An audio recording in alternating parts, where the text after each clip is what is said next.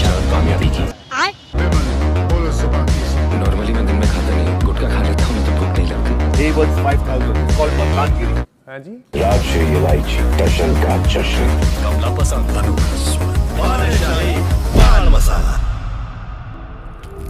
ডাঙৰ ডাঙৰ সেলিব্ৰিটিসকলক আমি প্ৰায় পান মছলাৰ বিজ্ঞাপনসমূহত দেখা পাওঁ। এই সেলিব্ৰিটিসকলে এটা বিজ্ঞাপনৰ বাবে 5ৰ পৰা 10 কোটি টকা চাৰ্জ কৰে, কিন্তু 10 টকাত পোৱা এটা পান মছলা পেকেটৰ কোম্পানীৰ বাবে এয়া কেনেকৈ সম্ভৱ? এই ৰঙীন প্ৰডাক্ট বনোৱা ইণ্ডাষ্ট্ৰিটো আচলতে কিমান ডাঙৰ? 44,973 কৰ'ৰ। এইটো হৈছে 2023 বৰ্ষত ভাৰতৰ পান মছলা মাৰ্কেটৰ ভেলু। সেলিব্ৰিটিসকলে লোৱা 10 কোটি টকা ইয়াৰ মাত্ৰ 0.02%। চিগাৰেটছ এণ্ড আদাৰ টবেকো প্ৰডাক্ট এক 2003 পাছত সকলো ধপাত জাতীয় সামগ্ৰীৰ বিজ্ঞাপনসমূহ বন্ধ কৰা হৈছিল। সেয়েহে কোম্পানীসমূহে চেৰগেট এডভাৰটাইজমেণ্টৰ সহায় লয়। যদি আমি এই এডসমূহ ভালদৰে লক্ষ্য কৰোঁ, এই এডসমূহত গুটকাৰ বিষয়ে একো কোৱা নহয়। সৰু সৰু আখৰত লিখা থাকে ইলাইচি আৰু চিলভাৰ কোটেড ইলাইচি। এলকহল ব্ৰেণ্ডসমূহেও ইয়াৰ সহায় লয়। এইবোৰৰ নামতেই soda, drinking water, music CD, Apple juice, sports drink আদিৰ এডভাৰটাইজমেণ্ট কৰে, যাতে ৱাইন শ্বপলৈ যাওঁতে এইবিলাক ব্ৰেণ্ডৰ নাম মনত থাকে। ভাৰতত বহু বছৰ আগৰ পৰাই চুপাৰী, ইলাইচি আদিৰ লগত পান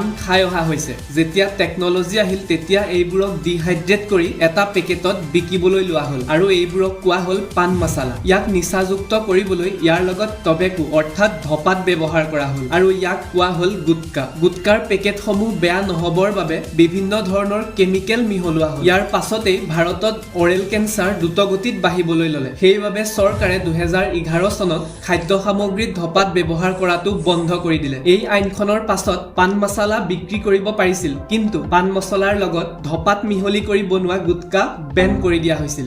গুটকা বেন কৰি দিয়াৰ পাছতেই পান মছলাৰ কোম্পানীসমূহে এটা সুৰুঙা বিচাৰি উলিয়ালে। এই কোম্পানীসমূহে নো টবাকো নো নিকোটিন পান মছলা বনাবলৈ ল'লে, কিন্তু ইয়াৰ লগতে এটা সৰু পেকেটত টবেকো দিবলৈ ল'লে।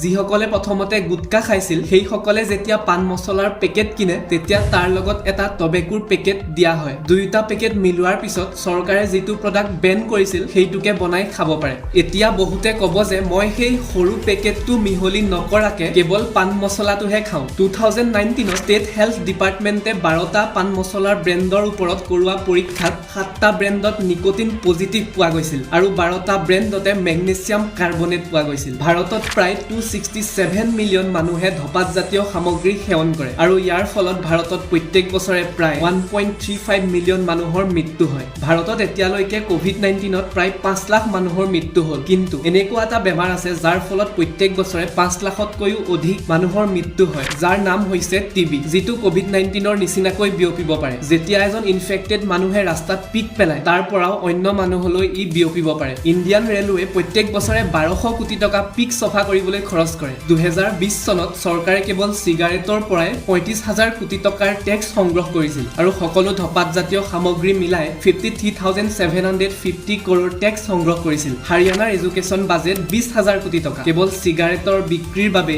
হাৰিয়ানাৰ নিচিনা দুখন ষ্টেটক এডুকেট কৰিব পাৰি। ধপাত জাতীয় সামগ্ৰীৰ পৰা চৰকাৰে যিমান টেক্স সংগ্ৰহ কৰে তাতকৈ বহু বেছি টকা চৰকাৰে খৰচ কৰিবলগীয়া হয়। 2017 চনত চৰকাৰে ধপাত জাতীয় সামগ্ৰীৰ বাবে হোৱা ৰোগৰ চিকিৎসা আৰু বিভিন্ন স্বাস্থ্য সেৱাৰ বাবে 2 লাখ কোটি টকা অৰ্থাৎ ভাৰতৰ GDPৰ 1.4% খৰচ কৰিছিল। ধপাত জাতীয় সামগ্ৰীৰ পৰা সংগ্ৰহ কৰা প্ৰত্যেক 100 টকাৰ বিনিময়ত ভাৰত চৰকাৰে 816 টকা খৰচ কৰিব লগা হয়। সায়েন্স ইন ৰিলিজিয়ন পাৰ্ট 1 যদি ভিডিঅ'টো চোৱা নাই ইয়াত ক্লিক কৰি চাব পাৰে।